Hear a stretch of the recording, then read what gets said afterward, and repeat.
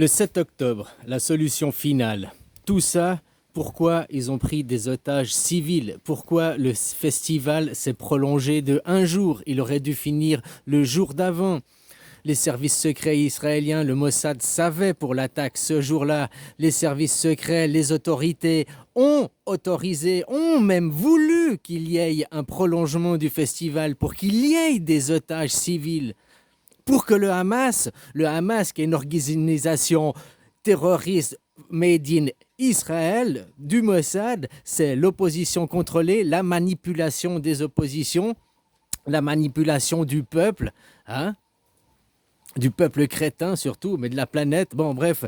Et puis tout ça, ça a donné, je viens de réaliser ça en écoutant un truc justement, il parlait des conséquences du 7 octobre et ils expliquaient que parce que le Hamas a pris des otages civils, et il expliquait que s'ils avaient pris des otages seulement militaires, alors Israël n'aurait pas pu justifier toutes les actions. Voilà.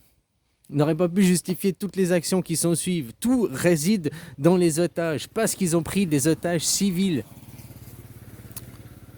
Tu vois, dans les codes de guerre, les machins, c'est pas la même chose, quoi. Donc, ça leur a donné le prétexte pour la solution finale. Ce qui se passe à Gaza, vous vivez dans un camp de concentration. Un camp de concentration, c'est une prison, hein, où les gens effectuent du travail forcé. Vous êtes obligés de travailler, quoi. Hein, autrement, pourtant, la société, elle n'est pas comme ça, quoi. Bon, bref. Vous êtes obligé de travailler en tant qu'esclave, c'est ça, quoi. Hein, tu comprends ce que je veux dire? Vous travaillez pas pour vous, pour la ruche, vous ramenez tout à la ruche, à la cruche, quoi, à la banque, hein. La cruche, la banque, voilà, quoi. Là, aujourd'hui, c'est leur idéologie, c'est le sionisme. Sionisme qu'ils ont créé, un mouvement, un drapeau, avec le projet Grand État d'Israël. Et depuis 1897, là, 150 ans, ils font que ça. C'est ça, c'est leur projet. Avant, la même équipe, la même team avait un autre projet. Avant, c'était la colonisation de l'Europe. Ils sont venus, ils ont colonisé l'Europe. Avant, ils étaient aux États-Unis. C'est l'équipe de mercenaires qu'on envoie y faire, hein, on pourrait dire, j'en sais rien, quoi, mais tu as compris l'idée. Le 7 octobre n'a servi qu'à avoir le consentement du peuple. C'est exprès qu'ils avaient besoin, sans les otages civils, sans cet honnête pris aux civils, alors ils ne pouvaient pas justifier les massacres qu'il y a derrière. Et Gaza, c'est pas un camp de concentration, c'est un camp d'extermination. Ça, c'est les vrais mots. C'est un camp d'extermination, hein, où ils font la solution finale, où ils pratiquent le génocide, machin et tout, quoi. Bah non, tout ça, c'est des images, hein. Peut-être tout ça, c'est filmé. Peut-être tout est filmé, tout est prévu, orchestré. Va savoir. C'est qui a créé Internet? L'armée. Qui dirige Internet? L'armée. Qu'est-ce que tu vois sur Internet? L'armée. Facebook, c'est Internet. YouTube, c'est l'armée qui a créé. Tout a été créé par l'armée. Pour t'idéologiser, quoi. Je vais t'appeler. Maintenant, on pourrait. Si t'as pas envie d'entendre une théorie à la con, tu peux quitter. Autrement, je vais t'expliquer un truc. Imagine. Il y a 3000 ans, on avait déjà Internet, tout comme c'est maintenant, quoi. Puis tu sais ce qu'on va faire? On va revenir en arrière. Bah, comme c'était il y a 100 ans en arrière, bah, il y avait quand même la télé. Oh, on disait la télé en noir et blanc. Mais non, on va quand même continuer avec la télé, quand même continuer avec les téléphones. Mais on n'a pas besoin. Il y a quand même des choses qui ont évolué au cours du temps, tu vois. Les voitures aussi, on va pas revenir à des voitures en arrière. Il y a quand même la vie, des choses qui ont évolué. Mais on va revenir en arrière. Tu sais quoi? Si tu veux que tes enfants, tu vois, un champ, dans une saison, tu as un champ, tu produis une belle récolte, eh ben, faut faire la même chose pour produire la récolte d'après, donc la génération d'après. Mais eux, tous les 25 ans, chaque génération, ils produisent différent pour avoir une récolte différente. Là, ils parlent de récolter des consciences des gens. Si toi, tu as connu la télé, il y avait 3 chaînes. Moi, c'était ça, gamin. On avait 4 chaînes de télé, quoi. Les 3 chaînes françaises, la TF1, TN2, FR3. Et puis la Suisse, c'est tout, hein. On avait ces 4 chaînes. On n'est pas mort. On avait les dessins animés.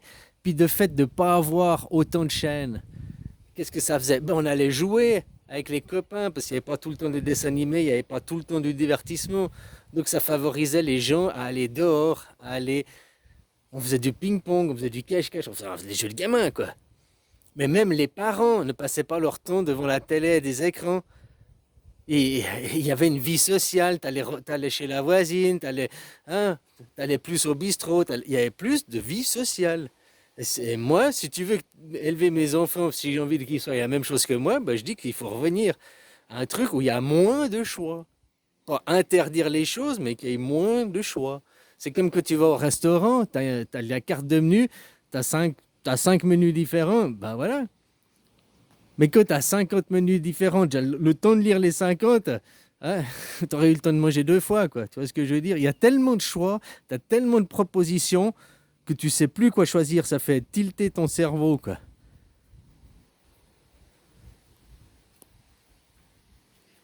Donc avoir la liberté, avoir des choix, c'est une chose, mais après avoir trop de choix, c'est se perdre.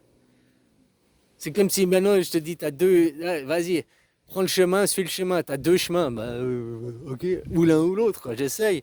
Non, prends le chemin, lequel? Il y en a 12 858. Hein? Euh, hein? Euh, bon, c'est ça, quoi, maintenant. On est trop perdu, il y a trop de divertissement, il y a trop. Et puis pour l'instant, il est unique, hein. Faut pas oublier que, par exemple, l'histoire du Covid, le média mainstream, c'était prouvé que le Covid, ça sert à rien. C'est une injection, c'est pas un vaccin. Faut qu'ils rendent des comptes. Puis que ces gens, moi, je suis pas d'accord que mon argent des impôts paye ces injections Covid, hein. Je suis pas d'accord, vu que c'est une arnaque. Je suis pas d'accord que l'argent du gouvernement, il serve à payer une arnaque. Ah oui, oui, oui. Non, c'est une arnaque. Donc il faut pas payer ça, c'est une arnaque, c'est une escroquerie. Ah mais le gouvernement il paye. Oui mais les arnaques, les escroqueries, non.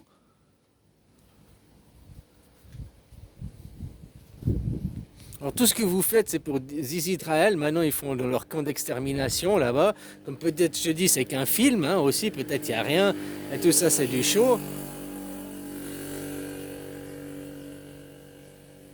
Pendant qu'ils détournent l'argent et l'argent va bien quelque part. Peut-être tout cet argent qui a servi à construire des autoroutes ici en Thaïlande, à développer la Thaïlande, et puis la Chine et tout ce fric qui sert à construire des ponts, des infrastructures, des usines ici, c'est peut-être le fric qui est détourné chez vous. Ah, va savoir. Comme je te dis, vous êtes les voyous, vous êtes les méchants là-bas. Du côté du communisme, c'est mettre les choses en commun. Après, il y a des défauts, il y a des dérives, mais l'idée de fond, hein? Puis un mec comme tu regardes Xi Jinping, vous dans les politiques, il l'accuse tout le temps. Ouais, machin, c'est le communiste, c'est un tyran. Mais le mec, il était choisi rubis sur l'ongle. Le mec, il a fait tout un parcours pour être sûr que c'est pas un traître à la nation, justement, qui soutient pas des intérêts financés pour une idéologie de merde égoïste, qu'il est là pour la nation.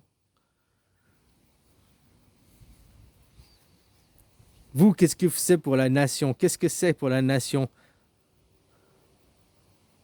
Où va votre argent, quoi? Où il fout le camp, votre argent? Maintenant, j'ai vu, ils vont prendre encore plus votre livret A, ils vont encore vous trouver des nouvelles taxes. Vos entreprises, Alstom, tout fout le camp. Tout en train d'être vendu, quoi. Vous devenez un pays du tiers-monde. Ce sera à vous de migrer ici pour vous accueillir. Ce serait une bonne chose, une migration forcée. Mais oui, comme ça, vous deviendrez humble. Nous sommes les meilleurs, nous sommes... Non, vous avez perdu. Maintenant, il faut aller hein, dans les capitales construites pour vous. Ah, ça va pas se passer comme ça, mais hein, tu comprends l'idée, ce serait marrant, quoi. Ben oui, apprendre que tu dois voyager. Hein? L'humilité. Oh, les étrangers viennent chez nous, ils ont les services sociaux, ils sont aidés, ils ont tout, quoi. Ouais, peut-être chez toi en France, mais j'y crois même pas, c'est pas vrai, c'est une propagande. Tu sais, quand t'es un étranger puis que tu vas dans un autre pays, ben, moi je vois là en Thaïlande, t'as pas d'aide.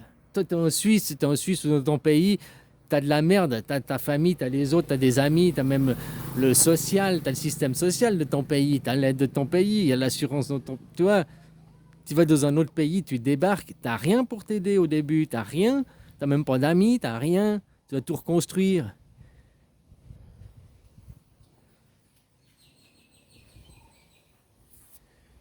Enfin bon, bref, là je mélange tout, quoi. Là je disais, maintenant, Israël, faut arrêter de cautionner. Mais ce qui est bien, c'est que ça perce l'abcès. Il tue l'idéologie suprémaciste. Donc il tue le monothéisme. C'est la mort, là, on est en train d'assister, là, devant nous, à la mort du monothéisme. Que ce soit chrétien, juif ou bien musulman, c'est les trois religions monothéismes, hein, parce que le bouddhisme est une religion polythéiste et dirigée sur l'enfant futur.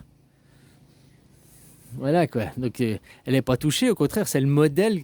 Et on aura toujours une religion, c'est le modèle, ça va être le bouddhisme, le modèle, les bases, une nouvelle sainteté, une nouvelle pureté quoi, dans la religion.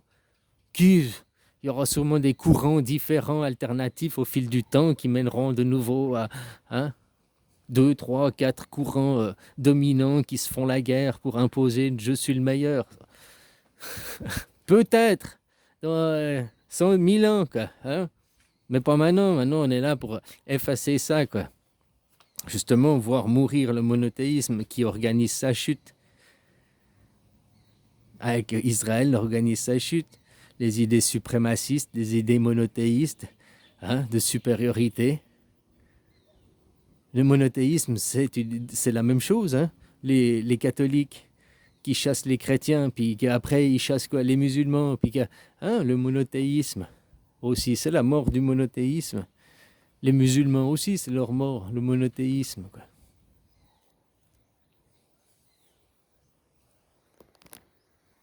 Tu sais, c'est le monothéisme qui mène à toutes ces théories racisme aussi, indirectement. C'est le monothéisme qui mène à l'esclavagisme.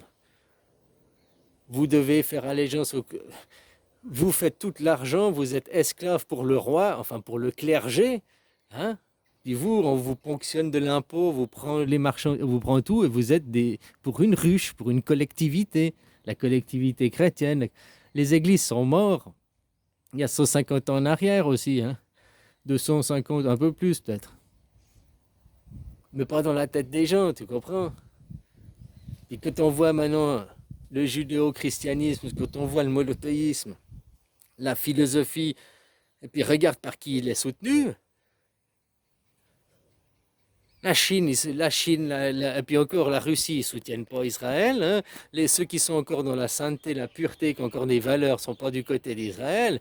Par contre, les monothéismes, ceux qui veulent dominer, qui ont des idées suprémacistes, des idées nazies, quoi, les chrétiens et tout ça, ils sont derrière Israël. Quoi. Ils veulent que Israël gagne. Hein.